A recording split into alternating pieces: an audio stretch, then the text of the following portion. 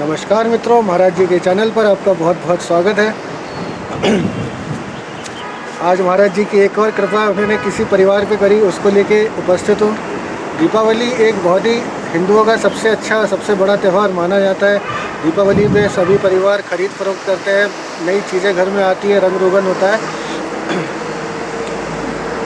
एक सज्जन थे, वो सुबह सुबह उठे, अचानक उन्होंने अपना फ़ोन देखा तो उनके पेटीएम में एक मैसेज पड़ा हुआ था। किसी ने उनको 11,000 रुपये पेटीएम करे थे। वो बड़े परेशान हो गए कि ये पता नहीं पैसे कहाँ से आए। तो उनके एक मित्र थे शर्मा जी, उन्होंने शर्मा जी को फ़ोन करा कि ये पता नहीं मेरे अकाउंट में किसी ने पैसे डाल दिए हैं, अब मैं क्या करूँ समझ नहीं आ रहा। तो शर्मा जी ने बोला कि उनके एक मित्र रहते हैं गुड़गांव में, जिनकी की कोचिंग क्लास वगैरह चलती है।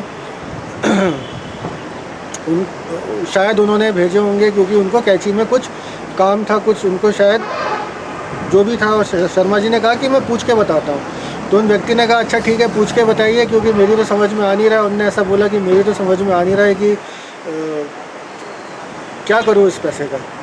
तो थोड़ी देर में वो जो व्यक्ति थे मनीष जी, उनका फ़ोन उस व्यक्ति के पास आया। उन्होंने कहा कि तो उस व्यक्ति ने पूछा भाई आपने पैसे भेजे हैं तो क्या करना है, मतलब मैं कैंची जाऊँ वहाँ पे कंबल चढ़ाऊँ और सारे पैसे कंबल में ही लगा दूँ, या वहाँ दान कर दूँ, कंबल और दान दोनों कर दूँ। तो उन व्यक्ति ने बोला कि आप कुछ मत करिए, वो जो पैसे हैं उन व्यक्ति के लिए हैं। उन्होंने कहा कि ये पैसे आप ही के लिए हैं, आपको जो करना है करिए। तो उस व्यक्ति को बड़ा अजीब सा लगा कि ये कौन सी बात, मान न मान मैं तेरा मेहमान। तो उन्होंने फिर बड़े असमंजस में रहे कि ऐसा कैसे हो सकता है। उनको बड़ा गुस्सा भी आया, खुशी भी हुई।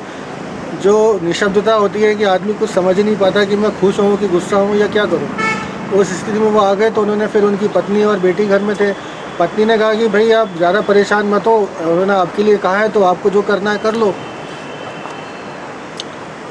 तो वो दोनों आपस में थोड़ी देर बात करते रहे, कोई नतीजा नहीं निकला। तो उस व्यक्ति ने सोचा चलो अपनी बेटी से पूछ लेता हूँ।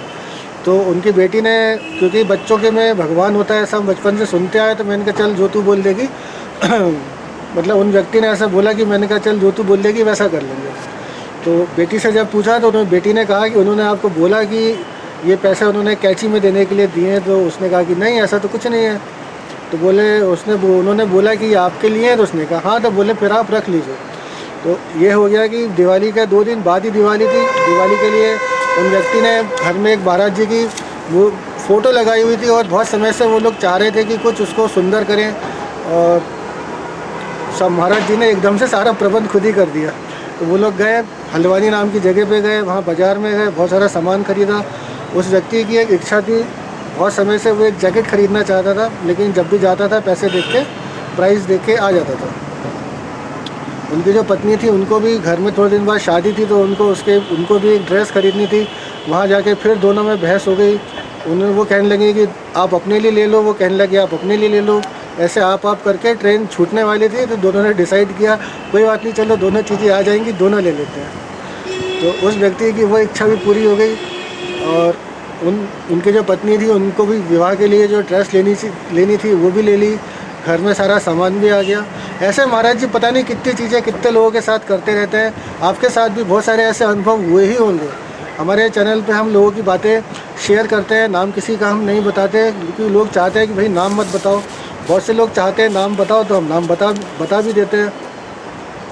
तो मित्रों, महाराज जी की कृपाओं का कोई अंत नहीं है, उसकी कोई सीमा ही नहीं है। कभी भी आपको जीवन में ऐसा लगता है कि बहुत परेशानी है, कुछ भी है, अपने मन में महाराज जी को याद कीजिए। सब कुछ अपने मन में है। महाराज जी ने हमेशा कहा है ईश्वर को भाव ही पसंद है, ईश्वर भाव ही ग्रहण करते हैं। फिर मिलेंगे मित्रों आपसे अगले वीडियो में, तब तक के लिए मुझे आज्ञा दीजिए। नमस्कार।